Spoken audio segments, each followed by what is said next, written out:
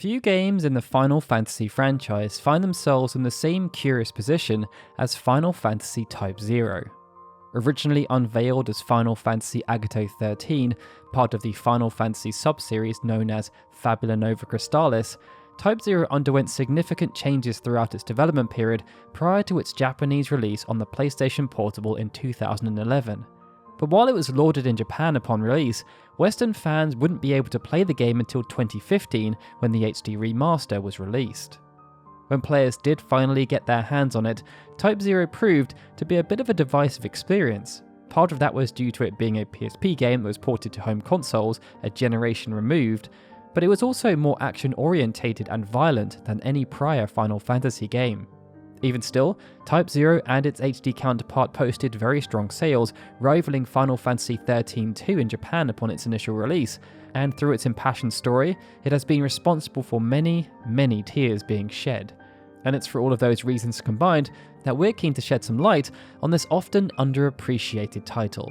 So, whether it's big changes that were introduced into the HD remaster that were only introduced due to feedback from Japanese audiences, or the rather lofty ambitions placed around how the Type franchise would have been expanded, let's dive into 7 facts about Final Fantasy Type-0, starting with its connection to a fan-favourite mainline entry. Over the years, the Final Fantasy series has had a large number of developers, designers and directors working hard to bring each new entry to fruition. While some names like Yoshinori Kitase, Tetsuya Nomura, and the venerable Hironobu Sakaguchi are immediately recognizable to longtime fans, it goes without saying that the teams behind these games feature scores of additional contributors that have helped to make them pretty special. While staffing often changes between entries, with directors, producers, and even composers being the most visible examples, there is also a good deal of overlap for certain projects, sometimes even when there is a considerable time gap between two games. Type-0 was one of these projects, sharing a large amount of key staff with the team from Final Fantasy X, and even though the two games were released almost a decade apart, this fact proved to be a key factor in getting the latter game remastered. In fact, as Hideki Imaizumi noted in an interview with Polygon for the release of the Final Fantasy X and X-2 HD remaster in 2013, it was during a voiceover recording session for Type-0 that he was conducting alongside Tetsuya Nomura that the pair realised this. Nomura, of course, worked on character designs for Final Fantasy X and contributed small elements to the story as a result. He would then act as the creative producer on Type-0. Imaizumi, however, was a production manager on Final Fantasy X, more responsible for managing the logistics, before being promoted to overseeing this role for the entire first production unit by the time Type-0 was being developed. The voice actor in question was perhaps Mayuka Aoki, who voiced Unit in Final Fantasy X, as well as Seven in Type-0. The trio had worked together numerous times since Final Fantasy X, also collaborating on games like Final Fantasy XIII, Dissidia, and Kingdom Hearts II. But it was when they were recording Type-0 that the 10th anniversary of their first experience working together was brought up, and it made them want to find a way to celebrate that fact. As Imaizumi stated, Nomura started talking to the right people, and even though most of the staff they wanted to work on the game were still occupied with Final Fantasy XIII's development, the wheels were put in motion to begin working on remastering and re-releasing the Final Fantasy X series. While the remaster would sadly miss the 10-year anniversary of the release of Final Fantasy X, the fact remains that Type-0 held an important role in development of that title, as its development served as a genesis point for the project. Now, Final Fantasy is a series that has never shied away from addressing some difficult topics with its plotlines. From its earliest days, the franchise has striven to tell nuanced stories with deep character development and relatable themes, touching on love, loss, war, and sometimes even the nature of the universe. In the early days of the Famicom and Super Famicom releases, these topics were explored mainly through character dialogue, and even then, only lightly, as both dialogue and animation ability was limited. As the series progressed, however, Square began to lead the industry in immersive storytelling with ever-improving graphical fidelity and nuanced character interactions. It was in the PlayStation era that Final Fantasy started to feel as though it was skewing towards a more mature audience. Many players will probably recall with great detail Aerith's famous death sequence or the violent opening cinematic from Final Fantasy VIII, with the latter even featuring blood. The stories being told during this time were also a bit darker, focusing with newfound detail on topics like body horror or the realities of war. Despite this, the series somehow managed to constantly avoid a mature rating from international ratings boards and consumer advisory groups, at least until Type-0. As director Hajime Tabata wanted to tell a darker, more mature war story set in a fantasy world, Type-0 was intended as a spin-off that would be catering towards primarily adults. He did this by making the theme of survival central to the story and by portraying a more realistic war than the series had seen up until that point, complete with graphic imagery like enemy soldiers screaming in agony and occasionally gratuitous blood effects. The result of this was the most mature rating any Final Fantasy had ever received, with the original Type-0 garnering a 15+ rating from the Computer Entertainment Rating Organization of Japan, and upon the international release of the HD remaster, an M and MA 15+ rating from the ESRB and Australian Classification Board respectively. While Type-0 was the first Final Fantasy to obtain these ratings, time will tell if it will be the last, as it would seem Final Fantasy XVI is on the same path, with the most recent Ambition trailer suggesting that the game will focus on similar overarching themes, and Yoshida even stating that he will not pander to the classification boards. By the time Type-0 was released in 2011, the Final Fantasy franchise was no stranger to spin-off titles that spun out further to create their own sub-franchises. Games like Crystal Chronicles, Tactics, and Chocobo's Mystery Dungeon had already seen numerous entries outside of the mainline games, and with the announcement of the Fabula Nova Crystallis sub-franchise, fans were expecting something pretty special. Part of that lineup was Final Fantasy Agate 13. It was set to feature a shared mythology along with Final Fantasy XIII, Final Fantasy Versus 13, and the cancelled Final Fantasy Heresis 13. Agate 13 underwent big changes between its announcement and release, being rebranded as Type-0 along the way, but many parts of the shared mythology remained, and Tabata had plans to expand this further, revealing that the story told within the game was meant to be much larger in scope. As a result, Tabata planned to build out Type-0 into a meaningful sub-franchise, something he shared via the Square Enix blog in an interview that was conducted at the Paris Game Week in 2014. Tabata explained that Square Enix had even trademarked Type 1, Type 2, and Type 3 preemptively, and that he intended for the Type series to be a franchise where they could explore concepts and themes they felt couldn't be done within the mainline entries. This was pushed even further following the release of Final Fantasy Type-0 HD, as it featured a secret movie that teased a future iteration with the hopes of building hype, something they could then use to help the project get a green light. Those plans would end up being waylaid, however, following the success of Final Fantasy XV, and as of this video being published, Square Enix has shown no desire to revive the Type sub-franchise following the departure of Tabata. Tabata himself, however, has spoken of a desire to create a spiritual successor. Now heading up JP Games, Tabata revealed to Famitsu in 2021 that he was working on 2 games being funded by a big publisher. One would serve as a spiritual successor to Type-0, with the other serving as a spiritual successor to Final Fantasy XV. It's no secret that the naming convention for mainline Final Fantasy games has always followed a pretty straightforward logic, but when it came to the spin-offs, all bets were off. While some names like Final Fantasy Tactics were fairly descriptive of the experience in store for players, others like Dissidia Final Fantasy Opera Omnia are a bit less descriptive. We've already mentioned that Type-0 was originally meant to be called Agate 13, and it was meant to be part of the Fabula Nova Crystallis sub-franchise, but whereas the previous naming convention made sense, Type-0 didn't really make any real sense, at least from the outside.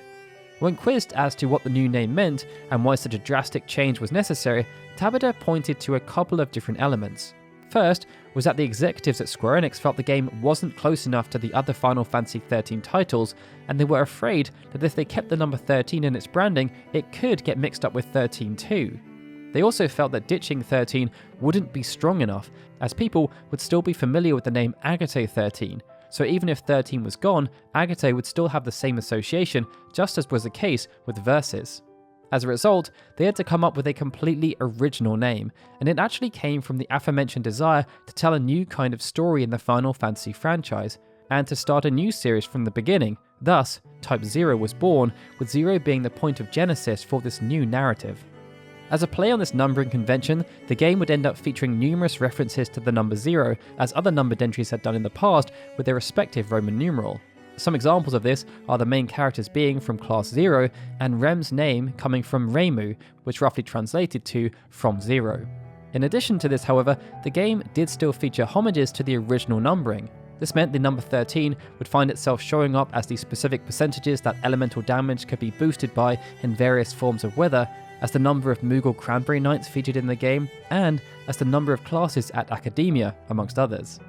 As for the characters being named after playing cards, this was apparently done because the developers thought it sounded cool. The other weird element to this tale was that the Final Fantasy Agato brand would be resurfaced as an episodic mobile game. This saw Tabata resurface the original story they had planned for when it was meant to be Agato 13 prior to it being scrapped and reborn as Type-0. Now, Final Fantasy has a history when it comes to entries not being released outside of Japan within the initial release window, or the release being delayed because of localization. But in recent years, this has luckily become much less common. When these games finally did make it to other markets, fans who had the chance to play the original Japanese releases often noted changes between the versions. While most changes were small, like edits to character and enemy designs or translation choices, some had a much bigger impact on the gameplay. When Final Fantasy Type-0 was released, the difference between it and the PSP versions would have been obvious to Japanese players, but in other markets familiarity with the title was not the same. As it would be the first time many fans would be playing the game, save for some individuals who got their hands on the English fan translation of the PSP release or imported and powered through, most were therefore unaware of the biggest changes to Type-0's gameplay loop, namely that the HD version was made a great deal easier. While it had been true for past Square games that the international releases were often made easier, as there was a perception in Japan that Westerners struggled with difficulty and complex systems, in the case of Type-0, it was actually Japanese gamers that desired this change to be made. The original title, being portable, had a different gameplay loop than the traditional Final Fantasy games, and focused on an action-orientated, mission-based gameplay structure designed to be played in shorter spurts during commutes or moments of downtime. It was also tuned to be a fair deal harder than past games as a result, something that Japanese fans articulated to Square Enix and wanted changed for the HD home console release. In order to preserve the original game while offering players the ability to just enjoy the story if they chose to do so, in the end, a variable difficulty level was settled on to give the choice to players.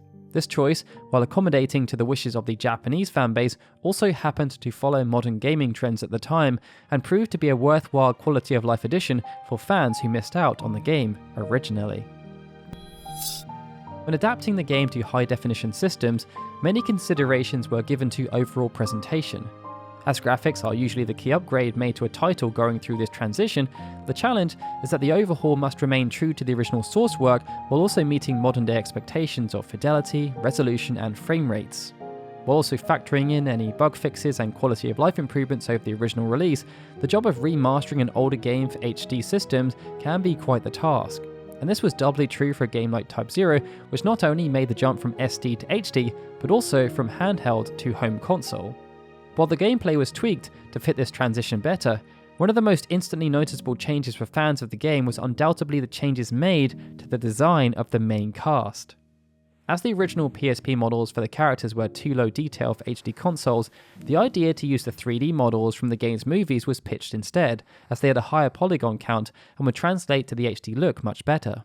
But there was a glaring issue with this approach, as the models made the characters look too old and too different from how they appeared in the gameplay segments. To counteract this change, the models were edited even further, with designers being given the direction to make the men look more cool and the women look more cute. While reactions to these changes were mixed, for players who didn't get to play the original, the most striking thing about the updated character models was likely how the main cast stood out against the lower quality background NPCs, who sadly did not get the same treatment, an approach Square Enix has repeated in other remasters such as the Final Fantasy VIII remaster. Now, for the final fact, we wanted to focus on something a bit different. Namely, that Square Enix took advantage of the young adult dystopian novel boom in the early 2010s to help promote the release of Type-0's HD remaster.